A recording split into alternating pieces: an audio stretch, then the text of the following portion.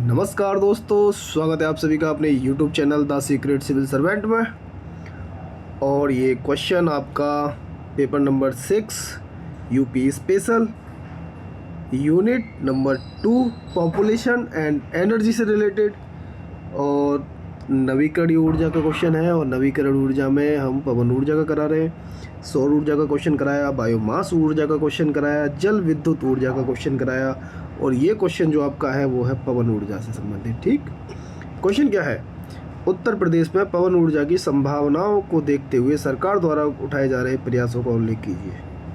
मतलब कई क्वेश्चनों में हमने यही देखा है कि संभावना। अब तुम संभावना पर क्यों बात कर रहे हो?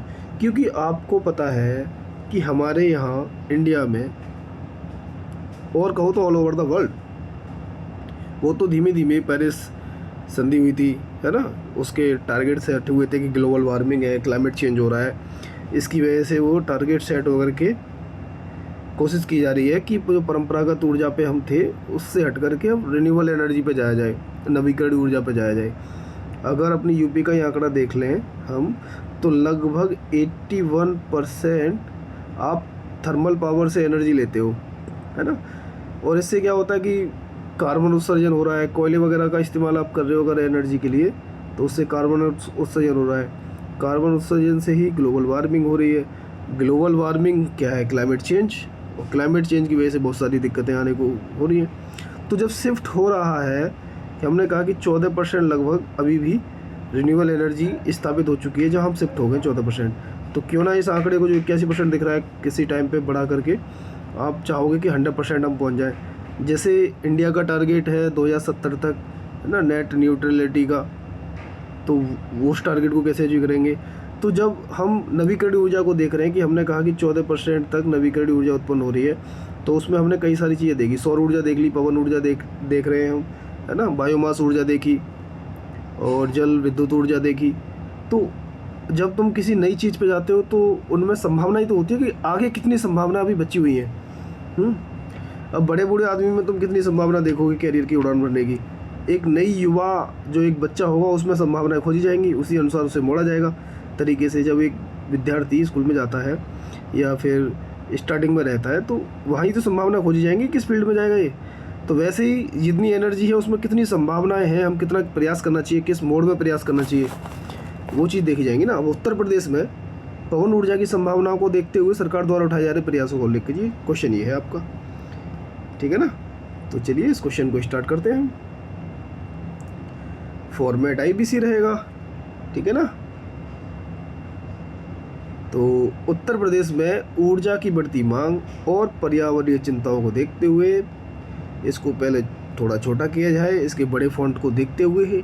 चलिए, उत्तर प्रदेश में ऊर्जा की बढ़ती मांग और पर्यावरणीय चिंता को देखते हुए नवीकरणीय ऊर्जा स्रोतों की ओर ध्यान देना आवश्यक है। बिल्कुल आवश्यक है, और दिया भी जा रहा है। पवन ऊर्जा जो हवा की गति से विद्युत उत्पन्न करने की प्रक्रिया है।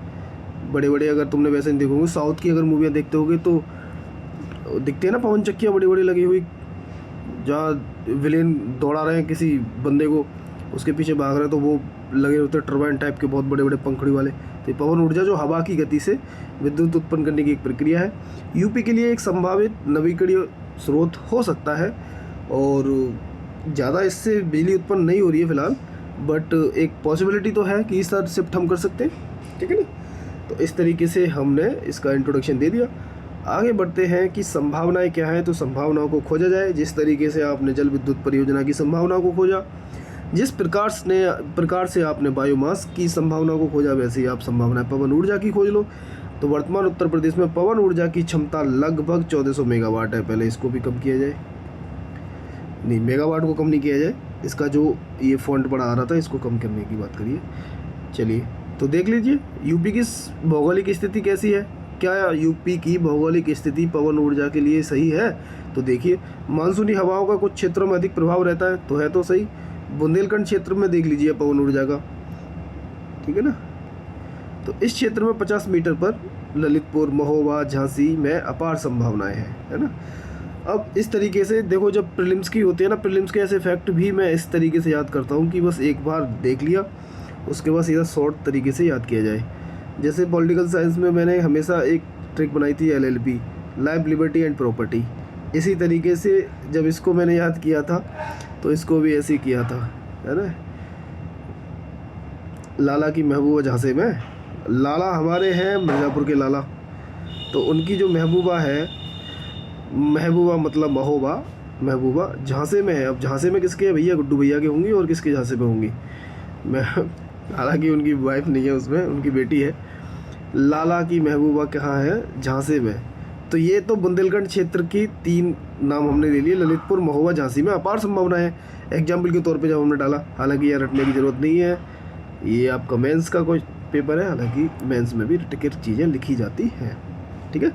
राज्य की बड़ी जनसंख्या और बिजली की उच्च मांग, मतलब राज्य की एक तो बहुत बड़ी संख्या है, जनसंख्या बहुत है, उसकी बिजली की डिमांड भी बहुत सारी है, तो ज़्यादा अल्टरनेटिव ऑप्शन आपके पास ऊर्जा के रहेंगे तो ज़्यादा बेहतर होगा। तो पवन ऊर्जा भी एक अल्टरनेटिव ऑप्शन ही है आपका, वो भी नवीकरण ऊर्जा के तौर पर है, तो और अच्छी बात है। तो एक संभावना ये बनती है। नेक्स्ट, तराई क्षेत्र में अगर संभावना देखते हो पवन ऊर्जा की, तो आप देखोगे कि इस क्षेत्र में 80 मीटर पर लखीमपुर खीरी, बलरामपुर, बहराइच आदि जिलों में अपार संभावनाएं हैं। तो ये हो गया। दूसरा ये है कि कुशल मानव संसाधन की स्थिति, हालांकि हम चिंताओं में डाल देते हैं कि कुशल मानव संसाधन है नहीं, बट यहाँ हमने संभावनाएं खोजी है, तो हमने कह दिया कि यूपी में कुशल मानव संसाधन है, इसलिए पवन ऊर्जा की तरफ शिफ्ट हुआ जाए। बट कोई नहीं, आगे बढ़ते हैं हम। आगे था क्वेश्चन आपका कि सरकार के प्रयास पूछ रहे थे, सरकार इस ओर क्या प्रयास कर रही है। तो उपरोक्त संभावनाओं को देखते हुए राज्य सरकार ने अनेक प्रयास किए जो कि निम्नलिखित हैं। निम्नलिखित है तो बताइए कौन कौन से भाई, ठीक है। ललितपुर, मुजफ्फरनगर, बरेली जिलों में पवन ऊर्जा प्लांट लगाने की संभावना बताई। किसने बताई, राष्ट्रीय पवन ऊर्जा संस्थान ने एक सर्वे किया था, उस सर्वे में ये निकल के आया कि ललितपुर में, मुजफ्फरनगर और बरेली, इन जिलों में पवन ऊर्जा प्लांट लगाने की संभावना है। चलिए, सरकार के प्रयास देख रहे थे हम। तो यूपी नेडा की रिपोर्ट पर 3 जिलों में विंड मास्ट लगाई जाएगी। एक्चुअली बताओ तो विंड मास्ट मैंने खोजा नहीं, बस जैसे मुझे लिखा हुआ मिल गया, मैंने इसको कॉपी कर दिया। अब इतना टेक्निकल चीज़ें हमें कहाँ मालूम है पवन ऊर्जा की, कि पवन चक्कियाँ किस तरीके से लगती है, क्या होता है। राज्य सरकार और सिडबी ने मिलकर पवन ऊर्जा के लिए वित्त पोषण प्रदान किया, तो ये एक प्रयास है ना। फाइनेंस की ज़रूरत तो होती ही है, फाइनेंस भी तो कोई करेगा। राष्ट्रीय ऊर्जा संस्थान के सर्वे में राज्य के 14 जिले, मतलब यूपी के 14 जिलों में 80 मीटर की ऊंचाई पर हवा की गति का अध्ययन किया गया। हाँ, अब अध्ययन तो किया ही जाएगा। आईआईटी कानपुर के साथ मिलकर पवन ऊर्जा उत्पादन की दक्षता बढ़ाने के लिए अनुसंधान परियोजनाओं को चलाया जा रहा है, तो ये भी देखो एक प्रयास है आपका, है ना। झांसी और कानपुर क्षेत्रों में पवन टरबाइनों की स्थापना और ट्रांसमिशन नेटवर्क का विस्तार किया गया है। कहाँ पर, झांसी में और कानपुर क्षेत्रों में पवन टरबाइन की स्थापना और ट्रांसमिशन नेटवर्क का विस्तार किया गया है। प्रदेश में अब 80 मीटर के बजाय, 80 मीटर आप 50 मीटर ऊपर देख लिया आपने, है ना, तो अब 80 मीटर के बजाय क्या है, 100 मीटर और 120 मीटर की ऊंचाई पर दूसरे जिलों में वायु संचरण का मूल्यांकन किया जा रहा है। क्योंकि अब ये 100 मीटर और 120 मीटर दूसरे जिलों में, दूसरे मतलब उन जिलों में नहीं, यहाँ पर तो चल ही रहा था हिसाब किताब, आपने देखा होगा, है ना, ऊपर वाले क्वेश्चनों में कि 50 मीटर पर और 80 मीटर पे चीज़ें पहले से चल रही हैं, ठीक है ना। चलिए, अब आगे की राह हमने लिख लिया कि सरकार तो प्रयास कर ही रही है, सरकार और आगे क्या कर सकती है जिससे कि पवन ऊर्जा की जो एक स्थापित क्षमता है और संभावित क्षमता है वहाँ तक पहुँचा जा सके। नई तकनीकों का विकास किया जाए, निवेश को बढ़ाया जाए, जो वित्त पोषण हो रहा है उसमें और ज़्यादा बढ़ोतरी की जाए, और स्थानीय समुदायों की पवन परियोजना में शामिल करना। ये स्थानीय समुदायों को, ये तो मैं हमेशा ही डालता हूँ इसमें, है ना। तो ये कुछ ऐसे जनरल पॉइंट होते हैं कि जो भी सवाल पूछे उस सवाल में ये सारे पॉइंट लगभग आ जाते हैं। उसके बाद आप जो है कंक्लूड कर दोगे, और कंक्लूजन आपका कैसा रहेगा आप देखिए। जब भी आप रिन्यूएबल एनर्जी पे बात करो तो आपको रिन्यूएबल एनर्जी पे जब भी बात आएगी आप कोई भी एसडीजी के साथ उसको मिला करके कंक्लूड कर सकते हो, ठीक है ना। तो यूपी में पवन ऊर्जा के विकास से न केवल ऊर्जा की मांग पूरी होगी। देखो, ऊर्जा संकट है, तो ऊर्जा संकट से निपटने के लिए हम अल्टरनेटिव ऑप्शन ढूंढते हैं। तो और एक काम जब आपका ऊर्जा संकट का पूरा हो रहा हो तो ऐसा नहीं है कि वही सिर्फ काम करेगा।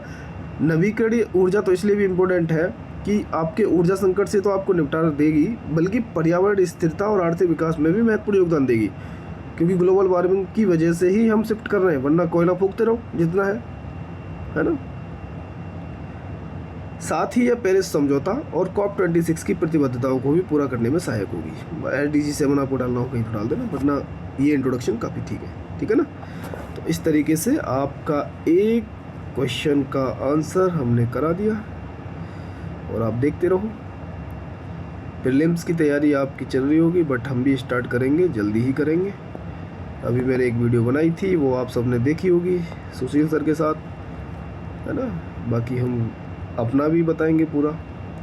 और मैंने इसलिए उनका लिया था कि मैं तो आपको पढ़ाऊँगा ही, तो फिर मैं तो अपना जितना भी इनपुट रहेगा वो तो डाला ही करूँगा, बाकी बीच बीच में उनसे मार्गदर्शन ले लिया जाया करेगा, ठीक है ना। चलिए, thank you so much, bye bye.